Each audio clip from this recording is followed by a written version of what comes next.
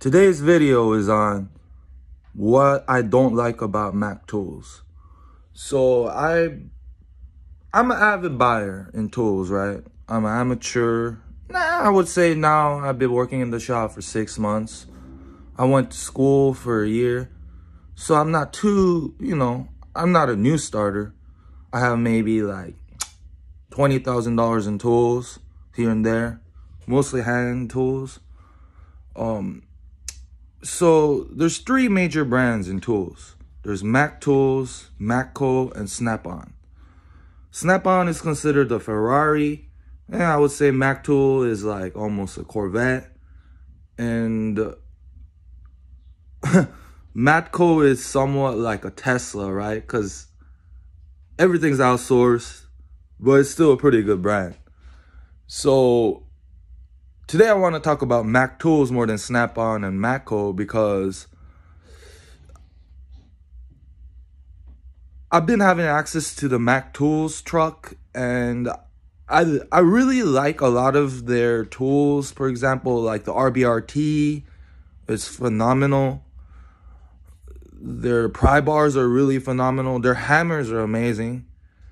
But unfortunately, a lot of their tools are now rebranded by Taiwan or China. And it's far worse than any other major tool brand per se. Even more than Matco, that doesn't make their own tools. Except for toolboxes, I guess. So, if I remember when I was a student in Lincoln Tech, I bought a lot of tools with Matco because I had a student discount. And a lot of them were rebranded, but still USA made. Their picks were made in Germany and USA. I chose to buy both. German tools are amazing. German manufactured tools are really amazing. Give them a try. You won't really regret it. So Mac Tools, the only thing that I owned that was USA made was their ratchets, and I had a wire crimper. My coworker lost it, but that was made in USA. Everything else that I had bought from Mac Tools, bit set,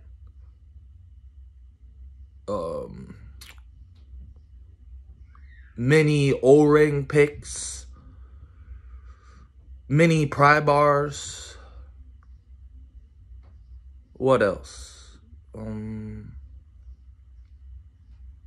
Yeah, those all were made in Taiwan. They're good quality, but made in Taiwan and very expensive. So in the long run, like the resale value, it's not gonna be there because it's not made in the States. And second of all, if we get into war with these countries like China or Taiwan, like because of global, supply materials being shorted, your warranty material might take super long to come back in the future. So I wanted to emphasize that in my video today and how Mac Tools compared to Snap-on and Matco have mostly Taiwan stuff. It's because Stanley Black & Decker, who owns Mac Tools, Proto,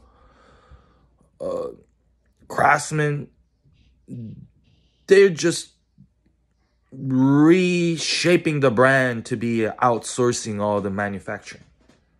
And it's a cost-effective ratio measure that the company does in order to save money and provide goods to us. I get that. Competitiveness.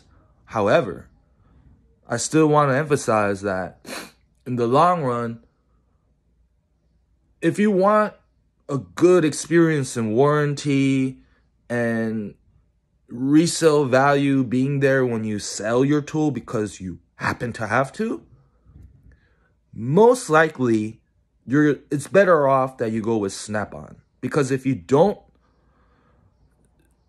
a lot of people aren't going to look for they're not going to buy it. For example, like I just saw a Proto swivel or indexing ratchet made in the early 2000s, hard handle, beautiful. I want it too.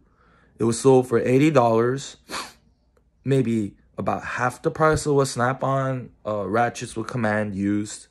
Very unfortunate, because I get it, right? Even if you buy the ratchet, where are you gonna get a service when it breaks? Where are you gonna get the parts? Those are things that Mac Tools doesn't do a good job like Snap-on or even Matco. Because if I remember correctly, you could still buy, or you could still get a ratchet repair kit by Snap-on that was made in the 70s and 80s. Dead old stocks, just inside a warehouse somewhere, massively produced for the consumer to be used in the future whenever they need.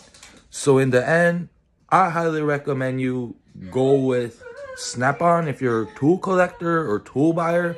Yeah, it's more expensive, but you buy once, cry once, and I guarantee that you'll make way more money if you happen to resell the tools, which I really don't want you to do or anyone to do. Well, have a good day. Bye.